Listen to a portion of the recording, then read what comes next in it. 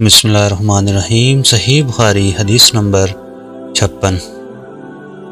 حضرت صلی اللہ علیہ وسلم نے فرمایا، بے شک تو جو کچھ خرچ کرے اور اس سے تیری نیت اللہ کی رضا حاصل کرنی ہو تو تجھ کو اس کا ثواب ملے گا، یہاں تک کہ اس پر بھی جو تو اپنی بیوی کے منہ میں ڈالے۔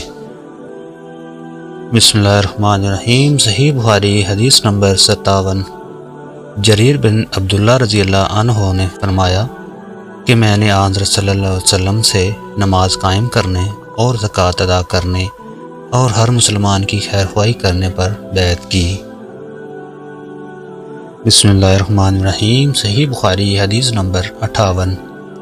جس دن مغیرہ بن شعبہ یعنی حاکم کوفہ کا انتقال ہوا تو جریر بن عبداللہ رضی اللہ عنہ خطبہ کے لیے کھڑے ہوئے اور اللہ کی تعریف اور خوبی بیان کی اور کہا، تم کو اکیلے اللہ کا ڈر رکھنا چاہیے، اس کا کوئی شریک نہیں، اور تحمل اور اطمینان سے رہنا چاہیے اس وقت تک کہ کوئی دوسرا حاکم تمہارے اوپر آئے، اور وہ ابھی آنے والا ہے۔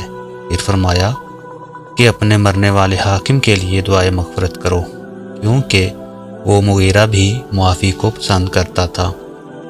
پھر کہا کہ اس کے بعد تم کو معلوم ہونا چاہیے کہ میں ایک دفعہ حضرت صلی اللہ علیہ وسلم کے پاس آیا اور میں نے عرض کیا کہ میں آپ سے اسلام پر بیعت کرتا ہوں۔ آپ صلی اللہ علیہ وسلم نے مجھ سے ہر مسلمان کی خیر خواہی کے لیے شرط کی، بس میں نے اس شرط پر آپ سے بیعت کر لی، بس اس مسجد کے رب کی قسم کہ میں تمہارا خیر خواہ ہوں۔ پھر استغفار کیا اور ممبر سے اتر آئے۔